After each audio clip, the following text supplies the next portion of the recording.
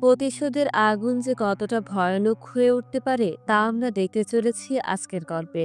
ওই যে কথায় আছে না, পাপে ছাড়ে না বাপেরে, ঠিক তেমনটাই। একটা মেয়ে তার শারীরিক চাহিদা মেটানোর জন্য তার পরিবারকে পুরো ধ্বংস করে দিতে পারে। ভাবছেন কিভাবে? আজকের গল্পে সেটাও বর্ণনা করব। মূলত ভারতবর্ষের স্বাধীনতা প্রাক্কালে নকশাল আন্দোলনকে কেন্দ্র করে এই গল্পটি তৈরি করা হয়। চলুন তবে বেশি দেরি না করে ২০২৩ সালে মুক্তিপ্রাপ্ত কাবেরী অন্তর্ধান মুভির গল্প দেখে আসা যাক। আশা করি আপনার সময়টা নষ্ট হবে না। গল্পের শুরুতেই আমরা হাতিবাগানের একটা চায়ের রাস্তায় একটা গাড়িকে দেখতে পাই। এই গাড়িটা মাঝ রাস্তায় আসতেই হঠাৎ করে দূর থেকে দেখতে পায় একটা লোক তার ভ্যানের তরকারি পড়ে যাওয়ায় সেইগুলো রাস্তা থেকে খুঁটে উপরে তুলছিল। তাই তাদের গাড়িটা থামিয়ে দেয়।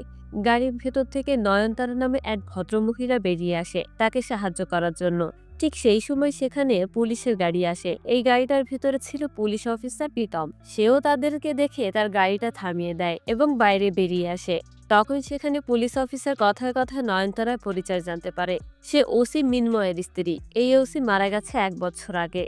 তার খুনের তদন্ত এখনো চলমান। প্রীতমকে নিয়ে এই পর্যন্ত ৩ জন অফিসার এই কেসটা তদন্ত করেছে, কিন্তু কেউই এই তদন্ত শেষ করতে পারেনি। প্রীতম নয়নতারাকে কথা দেয় এবার সে আসল অপরাধীকে গ্রেফতার করে শাস্তি দিবে। তারপর সে এখান থেকে চলে যায়। এখানে আমরা ফ্ল্যাশব্যাকে খুনের দিনে সেই সিনগুলো দেখতে পাই, যেখানে নয়নতারা তার স্বামীর রক্তাক্ত দেহ পড়ে থাকতে দেখে। কিছুক্ষণ পর সেখানে পুলিশ এসে অনেক খোঁজাখুঁজির পর সেখান থেকে একটা চিঠি পায়। চিঠিটা পড়ে বুঝতে পারে এটা কাবেরীর লেখা চিঠি। কাবেরী তার চিঠিতে লিখেছে অনিয় তার স্বামী অনেক ভালো একজন মানুষ। সে অনিয়র উপর অনেক অন্যায়ভাবে অত্যাচার করেছে এবং সে অনিয়র স্ত্রী হওয়ার যোগ্য নয়, যার কারণে সে এখন তাকে মুক্তি দিয়ে অনেক দূরে চলে যাচ্ছে। কেউ যেন তাকে খোঁজার চেষ্টা না করে। তাছাড়া তাদের মেয়েও এখন অনেক ছোট। সে বড় হয়ে তার মার কথা পুরোপুরি ভুলে যাবে। এইভাবে একসাথে দুই ভাই বোনের চরম পরিণতি দেখতে পায়। মিন্ময় মারা যায় আর তার বোন কাবেরী কোথাও একটা কাউকে কোনো কিছু না জানিয়ে গায়েব হয়ে যায়। সিন বর্তমানে আসলে দেখতে পাই নয়নতারা অর্ঘ্যর বাড়িতে এসেছে। এই অর্ঘ্য হলো একজন পেইন্টার। আজ মিন্ময়ের মৃত্যুবার্ষিকী উপলক্ষে অর্ঘ্য মিন্ময়ের একটা পেন্টিং করেছে। এরপর আবারও সেই মৃত্যুর দিনের ঘটনা দেখানো হয়। এখানে বলে রাখা ভালো, আজকের এই গল্পে বেশ কয়েকবার অতীতের সিন দেখানো হবে, অর্থাৎ অতীত আর বর্তমানের সিন বারবারই পর্যায়ক্রমে আসতে থাকবে। খুনের দিন মিন্ময়ের লাশ পুলিশ নিয়ে যাওয়ার সময় সেখানে গাড়ি নিয়ে অর্ঘ্য আসে আর মিন্ময়ের লাশ দেখতে পেয়ে অনিয়র কাছে জানতে চায় এসব কি করে হলো। তখন অনিয় জানায়, আমরা কেউই বাড়ি ছিলাম না, তাই জানি না এই হত্যাকাণ্ড কিভাবে ঘটলো। তারা প্রথমে ভেবেছিল এটা হয়তো নকশাল বাহিনীর কাজ। ঠিক সেই সময় একজন পুলিশ এসে অনিয়র কাছে কাবেরীর একটা ছবি চায়, কারণ তার ভাইয়ের মৃত্যুর পর থেকে তার আর কোনো খোঁজ নেই। তাই পুলিশ প্রাথমিকভাবে খুনের জন্য কাবেরীকেই দায়ী করে। এরপর সেখানে মিন্ময়ের একমাত্র ছেলে অরণ্য আসে আর বাবার এমন মৃত্যুতে সে কান্নায় ভেঙে পড়ে। এরপর সিন আবারও বর্তমানে আসলে দেখা যায় মিন্ময়ের মৃত্যুবার্ষিকী উপলক্ষে তাদের বাড়িতে একটা সভার আয়োজন করা হয়। সেখানে অর্ঘ্য এসেছিল, কারণ অর্ঘ্য মিন্ময়দের পরিবারের অনেক পুরনো ফ্রেন্ড। সবকিছুতেই অর্ঘ্য তাদের পাশে থাকে। এমন সময় সেখানে পুলিশ অফিসার প্রীতমও আসে। প্রীতমকে এই অনুষ্ঠানে আসার জন্য দাওয়াত করা হয়নি, তবুও সে মিন্ময়কে শ্রদ্ধা জানানোর জন্য এখানে এসেছে। তো অনুষ্ঠানের এক পর্যায়ে নয়নতারা তার হাজবেন্ড মিন্ময়কে নিয়ে অনেক কথা বলে এবং সেগুলো বলতে গিয়ে অনেক ইমোশনাল হয়ে যায়। তাই সে আর বেশি কিছু বলতে পারে না। এরপর অরণ্যকে তার বাবা সম্পর্কে কিছু বলতে বলা হলে দেখা যায় সে খুবই বিরক্ত প্রকাশ করে আর বলে, আমার মা যেটা বলেছে সেটাই সত্য। এ থেকে বোঝা যায় মিন্ময়ের সঙ্গে তার ছেলের সম্পর্ক তেমন একটা ভালো ছিল না। এরপর অর্ঘ্য অফিসার প্রীতমকে রিকোয়েস্ট করে বলে, এ পর্যন্ত কোনো অফিসারই এই কেসটা শুরু করতে পারেনি, আপনি কিছু একটা করুন। তখন প্রীতম সবাইকে কথা দিয়ে বলে, আমি সর্বোচ্চ চেষ্টা করব এবং এই কেসের শেষ দেখে নিব। সেই সাথে সেখানে কাবেরীর কথাও বলা হয়। তাকে এই ১ বছর যাবৎ কোথাও খুঁজে পাওয়া যায়নি। এরপর ফ্ল্যাশব্যাকে কাবেরীর হারিয়ে যাওয়ার আগের ঘটনা দেখতে পাই। একদিন কাবেরী অর্ঘ্যর বাসায় আসে, কারণ অরণ্য অর্ঘ্যর কাছে পেইন্টিং শিখত। প্রথমে তারা দুজন আপনি আপনি করে কথা বলতো। তখন অর্ঘ্য কাবেরীকে তুমি ডাকতে বলে। তার পরদিন কাবেরী এসে বলে, আমারও ছবি আর্ট করতে ভীষণ ভালো লাগে। অর্ঘ্য এ কথা শুনে কাবেরীকে তার কাছে ছবি আঁকা শিখতে বলে। বর্তমানে আসলে অর্ঘ্য প্রীতমকে বলে, কাবেরী ছিল খুবই মিশুক টাইপের একটা মেয়ে, খুব অল্প সময়ের ভিতর সবার সঙ্গে মিশে যেতে পারতো। এরপর তারা একসঙ্গে বসে কথা বলার সময় প্রীতম বলে, যেহেতু মিন্ময়ের খুনের দিন থেকেই কাবেরীর নিখোঁজ, সেহেতু সন্দেহ কাবেরীর দিকেই যায়, এটা স্বাভাবিক। তখন অর্ঘ বলে, আমি যদি কাবেরীকে না চিনতাম তাহলে হয়তো বিশ্বাস করে নিতাম, এমন কাজ কখনোই সে করতে পারে না। এসব কথা শুনে অমিয় বলে, একজন প্রফেশনাল সিরিয়াল কিলারও তো এতটা ক্যালকুলেট করে কখনো খুন করতে পারে না। তবে আমি বলবো কাবেরী খুব ভালো ছিল, সে সবসময় নতুন নতুন কিছু শিখতে চাইতো, যার কারণে অর্ঘর কাছে এসে পেন্টিং শিখছিল। তাছাড়া কাবেরী সবসময় বলতো এই বাড়িতে তার দম বন্ধ হয়ে আসে, নতুন কিছু শেখার জন্যই সে হয়তো এখান থেকে চলে গেছে। তো যাই হোক, এরপর আবারও আমরা অতীতের সিন দেখতে পাই। একদিন মিন্ময় তার পুরো ফোর্স নিয়ে অর্ঘর বাড়িতে রেড করতে এসেছিল, কারণ সে আগে থেকেই জানতে পেরেছিল অর্ঘ নকশাল বাহিনীর হয়ে কাজ করে। কিন্তু এখানে এসে সন্দেহ করার মতো কোনো কিছুই সে খুঁজে পায় না, বরং দেখতে পায় পরিবেশ স্বাভাবিক। অর্ঘের স্টুডেন্টরা সবাই তাদের পেন্টিং গুলো মনোযোগ দিয়ে শিখছে। তারপর অর্ঘর স্টুডেন্টরা চলে গেলে সে মিন্ময়কে বলে, উল্টাপাল্টা খবর পেয়ে আমার স্টুডেন্টদের সামনে আমাকে অপমান করা একদম ঠিক হয়নি। তখন মিন্ময় বেশ রাগ করে বলে, এটা আমার ডিউটি, আর একদিন আমি সত্যিই নকশাল বাহিনীকে হাতে নাতে ধরব। এরপর মিন্ময় পেন্টিং গুলো দেখতে দেখতে তার ছেলের আঁকা একটা পেন্টিং সেখানে দেখতে পায়। এই পেন্টিংটা দেখার সময় অর্ঘ মিন্ময়কে বলে, আপনার ছেলে খুব ভালো পেইন্ট করে। এরপর মিন্ময় সেখানে তার বোন কাবেরীর একটা অর্ধেক আঁকানো পেন্টিংও দেখতে পায়। তখন মিন্ময় অবাক হয়ে জিজ্ঞাসা করে, কাবেরীর এ ছবি কেন আঁকা হয়েছে? তখন অর্ঘ বলে, আমি ওকে ধীরে ধীরে একটু একটু করে চিনতে পেরেছি, ও অনেক ট্যালেন্টেড, ওকে যদি ভালোভাবে শেখানো হয় ও ভবিষ্যতে অনেক ভালো কিছু করতে পারবে। এত ট্যালেন্ট নিয়ে ও এখানে কেন পড়ে আছে আমি সেটাই বুঝতে পারলাম না। ও যদি কলকাতায় চলে যায় তাহলে ওর অনেক পরিচিতি বাড়বে, সেই সাথে অনেক সুনামও অর্জন করতে পারবে। এরপর আবারও বর্তমানে দেখা যায় প্রীতম গাড়িতে করে অর্ঘকে তার বাড়িতে ছেড়ে দিচ্ছিল। গাড়িতে আসার সময় প্রীতম বলে, আমি একদিন সময় করে আপনার বাড়িতে আসব। তখন অর্ঘ বলে, কোনো সমস্যা নেই, আপনি যখন খুশি তখন আমার বাসায় আসতে পারেন। মাঝপথে আসতেই তাদের পথের সামনে অনেকগুলো বড় বড় পাথর পড়ে থাকতে দেখে। প্রীতম এক প্রকার বাধ্য হয়ে গাড়িটা তখন থামিয়ে দেয়, আর সে ধারণা করে এটা নিশ্চয়ই নকশাল বাহিনীর কাজ, তাই সে আশেপাশে নকশালদেরকে খুঁজতে থাকে। তখন অর্ঘ গাড়ি থেকে নেমে নির্ভয়ে সেই পাথরগুলো পথ থেকে তুলে নিয়ে সাইডে ফেলে দেয়। পরের দিন প্রীতমের কথা মতো গোকুল নামের একজন গোয়েন্দা এখানে এসে হাজির হয়। এই গোকুলের সঙ্গে তার পোষা কুকুরও ছিল। এদিকে দেখা যায় নয়নতারা অরণ্যকে খাবার টেবিলে বসে জিজ্ঞাসা করে, কালকের অনুষ্ঠানে কেন তুমি তোমার বাবাকে নিয়ে কোনো কিছু বললে না, আর সবার সামনে এমন আচরণটা কেন করলে? তখন অরণ্য বলে, বাবার আচরণ আমার কখনোই ভালো লাগতো না, সে তার অনেক পরিচিতদের নকশাল বাহিনী ভেবে ইনকাউন্টার করেছে। এসব কারণে অরণ্য কখনোই তার বাবাকে পছন্দ করতো না। এই বলে সে এক পর্যায়ে এতটা উত্তেজিত হয়ে যায় যে খাবার টেবিল ছেড়ে উঠে চলে যায়। এমন সময় তাদের বাড়ির কাজের লোক এসে নয়নতারাকে বলে, আপনার সঙ্গে কেউ একজন বাইরে দেখা করতে এসেছে। নয়নতারা বাইরে বেরোলে দেখতে পায় গোকুল এসেছে। নয়নতারা আগে থেকে গোকুলকে বেশ ভালো করে চিনত, কেননা গোকুলে তার হাজবেন্ডের এই কেসের ইনভেস্টিগেশনের দায়িত্ব ছিল। এখন বদলি হয়ে অন্য জায়গায় চলে গেছে, আর আবারও প্রীতমের কথা মতো এই গ্রামে এসেছে গোয়েন্দা অফিসার হয়ে। অন্যদিকে পথে আসার সময় অর্ঘর সাথে অনিয়র দেখা হয়। অনিয় অর্ঘকে বলে, আবারও গোকুল ফিরে এসেছে এই কেসের তদন্ত করতে। এখন সে তাদের বাসায় বসে আছে, যার কারণে সে এখন দ্রুত করে বাসায় ফিরে যাচ্ছে। এই কথাটা শুনে অর্ঘ বেশ চিন্তিত হয়ে যায়। অর্ঘর এমন চিন্তিত হওয়ার কারণ আমরা একটু পরেই জানতে পারবো। এরপর গোকুল নয়নতারার কাছে এসে জানতে চায় তার সঙ্গে তার ননদের সম্পর্ক কেমন ছিল। নয়নতারা বলে, আমার সঙ্গে আমার ননদের খুবই ভালো সম্পর্ক ছিল। তারপর তার স্বামীর সম্পর্কে জানতে চায়, বলে, আপনার সাথে আপনার স্বামীর সম্পর্ক কেমন ছিল? নয়নতারা বলে, আমার স্বামীর সাথে আমার খুবই ভালো সম্পর্ক ছিল। এরপর গোকুল জিজ্ঞাসা করে, প্রথমে আপনার ছেলে অরণ্যকে আপনি অর্ঘর কাছে ছবি আঁকাতে নিয়ে যেতেন, পরবর্তীতে কেন আপনার বদলে আপনার ননদ অর্থাৎ কাবেরী অরণ্যকে অর্ঘর কাছে নিয়ে যেত? এই কথায় নয়নতারা বেশ ঘাবড়ে যায়। এরপরে ফ্ল্যাশব্যাকে দেখা যায় একদিন অর্ঘকে সামনে বসিয়ে রেখে তার ছবি পেন্টিং করছিল। এমন সময় সেখানে গোকুল এসে হাজির হয়, আর গোকুলকে এইভাবে হঠাৎ করে দেখতে পেয়ে তারা দুজনই খুবই অপ্রস্তুত পরিস্থিতিতে পড়ে যায়। তখন গোকুল জিজ্ঞাসা করে, কাবেরী কি কোনো মডেল যে তার ছবি এইভাবে আঁকা হচ্ছে? একথা শুনে কাবেরী আর অর্ঘ অনেক রেগে যায়, আর গোকুলকে তেরা তেরা কথা শোনাতে শুরু করে। এমন কথা শুনে গোকুলের বুঝতে বাকি থাকে না কাবেরীর সঙ্গে অর্ঘর সম্পর্ক আছে। সেই সাথে বুঝতে পারে অর্ঘ নকশাল বাহিনীর লোক। সবকিছুতে অর্ঘ অনেক বিরক্ত হয়ে যায়, তাই সে থানায় গিয়ে মিন্ময়ের কাছে এই ব্যাপারে অভিযোগ করে বলে, আমার বাসায় অফিসার গোকুল হুটহাট করে চলে আসে, এটা আমার মোটেও পছন্দ না। আপনারা যদি আমাকে নকশাল বাহিনী মনে করেন তাহলে খুব ভুল করছেন, কেননা আমার রাজনীতির প্রতি কোনো ইন্টারেস্ট নেই। ঘটনার পর্যায়ক্রমে দেখা যায় অর্ঘ্য আর কাবেরী একটা অবৈধ সম্পর্কে জড়িয়ে পড়েছে। তো যাই হোক, রাতে দেখা যায় মিন্ময় খুব রাগ হয়ে বাসায় ফিরে। যখন তাকে নয়নতারা জিজ্ঞাসা করে কি হয়েছে, তখন মিন্ময় বলে সে গোকুলের কাছ থেকে জানতে পেরেছে অর্ঘ্যর পেইন্টিং শেখানোর নাম করে সেখানে কি কি খারাপ কাজ করে, এমনকি কাবেরীও নকশাল বাহিনীর সঙ্গে যুক্ত হতে পারে। তখন নয়নতারা তাকে বুঝিয়ে বলে কাবেরীর বিষয়টা তুমি অমিয়র উপর ছেড়ে দাও, ওরা দুজন বিষয়টাকে বুঝে নিবে। তখন মিন্ময় কাবেরী আর অমিয়কে ডেকে পাঠায় আর একসঙ্গে বসিয়ে বলে কাবেরী যেন আর কখনো অর্ঘ্যর বাড়িতে না যায়। তখন কাবেরী বলে ওঠে আমার হাজবেন্ড তোমার মতো নয়, আমাকে কোনো কাজে বাধা দিবে না। তাছাড়া আমার অর্ঘ্যর বাড়িতে যেতে ভালো লাগে, ওর পেইন্টিং দেখতেও ভালো লাগে। একথা শুনে মিন্ময় বলে ওঠে তোর আর্ট ভালো লাগে নাকি আর্টিস্টকে ভালো লাগে? এমন সময় নয়নতারা বলে তোমরা এসব কি কথা বলছো, এসব কথা শুনলে অন্য কেউ কি মনে করবে? তখন কাবেরী বলে আমি না হয় আর্ট শিখতে যাই, কিন্তু বৌদি ওখানে কি করতে যায়? আর অর্ঘ্যের জন্য প্রায়ই খাবার রান্না করে আমাকে দিয়ে কেন পাঠিয়ে দেন? এখান থেকে বোঝা যায় অর্ঘ্যর সঙ্গে এই নয়নতারারও কোনো একটা সম্পর্ক আছে।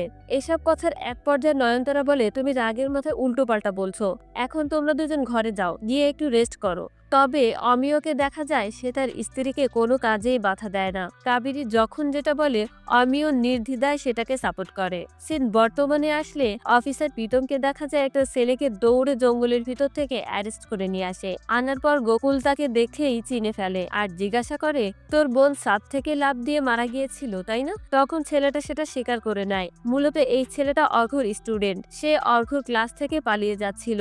এমন সময় প্রীতম তাকে ধরে নিয়ে আসে। অর্ঘ্য স্টুডেন্টকে ধরে নিয়ে গেছে এ সংবাদ পেয়ে অর্ঘ্য থানায় আসে আর জিজ্ঞাসা করে আমার ছাত্র কি অপরাধ করেছে। তখন প্রীতম জানায় তার ব্যাগ চেক করে তারা বুঝতে পেরেছে সে নকশাল বাহিনীর লোক। তো যাই হোক, অর্ঘ্য তার স্টুডেন্টের সঙ্গে দেখা করতে আসে আর তাকে নির্ভয় দিয়ে বলে আমি তোমার পরিবারের মানুষকে দেখব আর তুমি অন্য কিছু। এই বলে সে তার দিকে একটা তাবিজ বাড়িয়ে দেয়। সেটা অর্ঘ্যর স্টুডেন্ট হাত বাড়িয়ে তার কাছ থেকে নিয়ে নেয়। অর্থাৎ অর্ঘ্য পুরোপুরি নকশাল বাহিনীর সাথে জড়িত তা আমরা এখান থেকেই বুঝতে পারি। আর এই তাবিজের ভিতর কিছু একটা লুকোনো ছিল, যেটা খেয়ে অর্ঘ্যর স্টুডেন্ট আত্মহরণ করে। এতে করে যেন তাদের সত্যটা এবং নকশাল বাহিনীর কোনো তথ্য যেন কারো সামনে না আসে। এদিকে নয়নতারার কাছে একটা চিঠি আসে। এই চিঠিটা ছিল অরণ্য চাচার। চিঠিতে অরণ্য চাচা বলেছে তাদের সপরিবারে কলকাতায় চলে যেতে।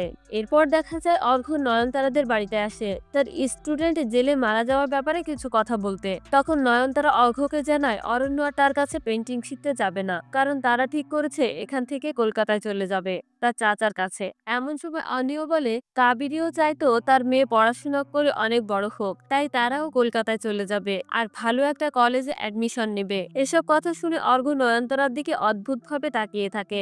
এই তাকানোর ভিতর হয়তো কোনো রহস্য লুকিয়ে আছে। অন্যদিকে দেখা যায় গোকুল অর্ঘ্যর সঙ্গে দেখা করতে তার বাড়িতে আসে, কিন্তু অর্ঘ্যকে না পেয়ে তার বাড়ির কেয়ারটেকারের সঙ্গে কথা বলে। তখন গোকুলের সঙ্গে তার কুকুরটাও ছিল। হঠাৎ করে তার কুকুরটা জঙ্গলের ভিতরে একটা গাছের নিচ থেকে একটা পিস্তল খুঁজে নিয়ে আসে, যেটা দেখে কেয়ারটেকার বলে অর্ঘ্য খুব চমৎকার কারিগর, সে কত সুন্দর করে একখানা খেলনা পিস্তল বানিয়েছে। এটা দেখে গোকুলের আরো সন্দেহ বাড়তে থাকে।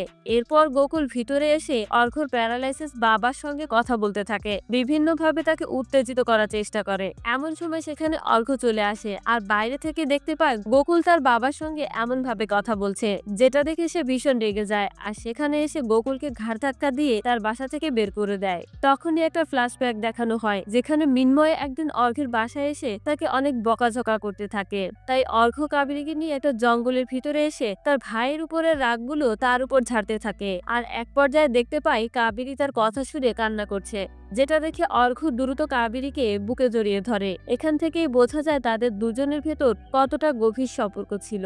এরপর অনিও যখন অর্ঘ্যের বাসায় তার জন্য খাবার নিয়ে আসে, তখন সে দেখতে পায় ভেতর থেকে দরজা দেওয়া এবং তার স্ত্রী কাবেরী অর্ঘ্যর বিছানায় তার সঙ্গে ইন্টিমেট হয়েছে, যেটা দেখে কোনো হাজবেন্ডেরই মাথা ঠিক থাকার কথা না। কিন্তু অনিও এসব দেখে সেখান থেকে কাবেরীকে কোনো কিছু না বলে সোজা বাড়িতে চলে আসে। বাড়িতে এমন বিধ্বস্ত ভাবে ঢুকলে নয়নতারা জিজ্ঞাসা করে তোমার কি হয়েছে, এত বিচলিত দেখাচ্ছে কেন, আর টিফিন বক্সটাও ফিরিয়ে এনেছো, ওদেরকে খাবার দাওনি? কিন্তু অনিও নয়নতারার এসব কোনো কথারই উত্তর দেয় না, বরং কাঁদতে কাঁদতে তার রুমে চলে যায়। এদিকে কাবেরী অর্ঘ্যের বেডে শুয়ে থাকা অবস্থায় জিজ্ঞাসা করে তুমি আমাকে ভালোবাসো? এই প্রশ্নের উত্তরে অর্ঘ্য বলে আমি তোমাকে অনেক ভালোবাসি। তখন কাবেরী তাকে বলে চলো আমরা এখান থেকে পালিয়ে গিয়ে নতুন করে জীবন শুরু করি। এক পর্যায়ে অর্ঘ্য তার কথায় এখান থেকে পালিয়ে যাওয়ার জন্য রাজি হয়ে যায়। এরপর কাবেরী বাসায় আসলে শুরু হয় তারা তার স্বামীর ভেতর তুমুল ঝগড়া অশান্তি। তারা ঝগড়ার এক পর্যায়ে দুজনে মারামারি করতে থাকে।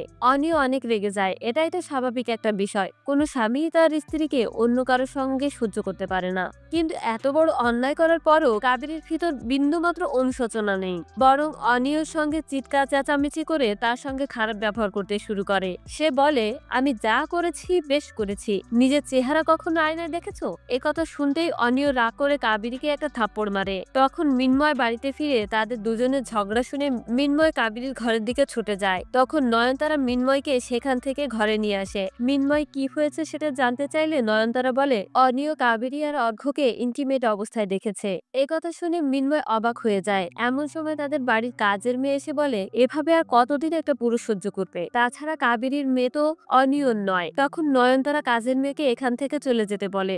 মিন্ময় আবারও জিজ্ঞাসা করে, কাজের মেয়ে কি বলে গেল? আমি বিষয়টা বুঝতে পারলাম না।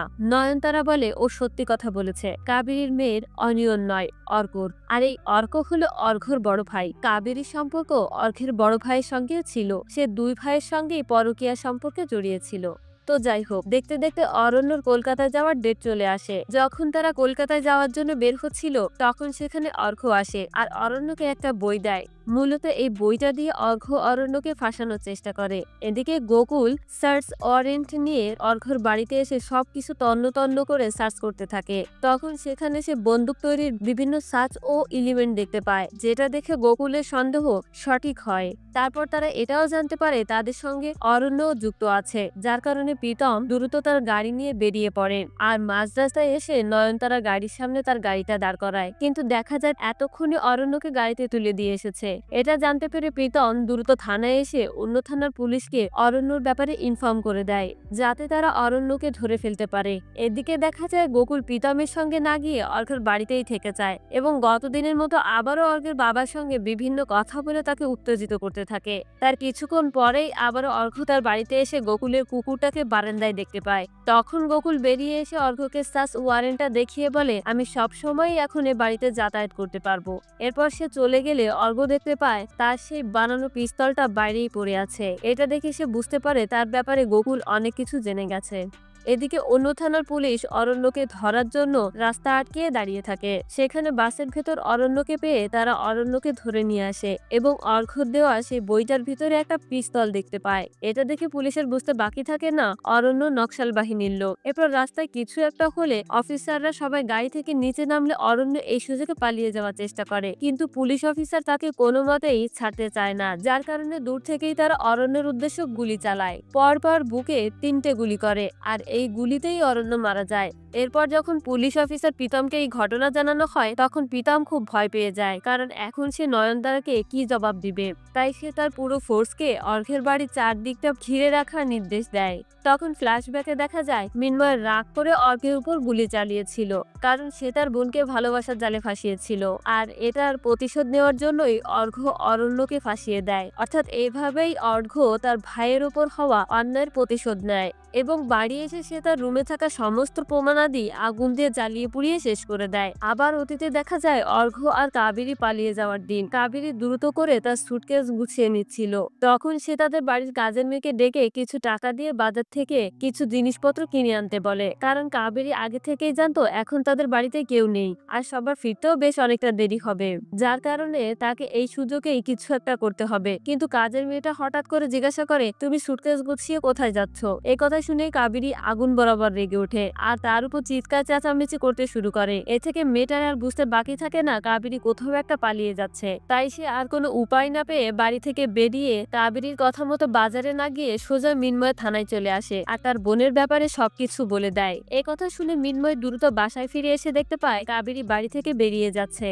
তখন মিন্ময় বাধা দিলে কাবেরী তার উপরও চিৎকার করতে থাকে, বলে, তুমি জানো আমি অর্ককে ভালোবাসি আর আমার বাচ্চা অর্করই বাচ্চা, তাহলে তুমি ওকে কি করে মেরে ফেললে? এসব কথা শুনে এক পর্যায়ে মিন্ময় অনেক রেগে যায়, কারণ সে দিনের পর দিন অন্যায় করার পরও তার ভিতরে কোনো অনুশোচনা ছিল না। তাই মিন্ময় কাবেরীর গলা চেপে ধরে। এমন সময় দেখা যায় পেছন থেকে কেউ একজন তাকে গুলি করে দেয় আর এটা হলো অর্ঘ্য।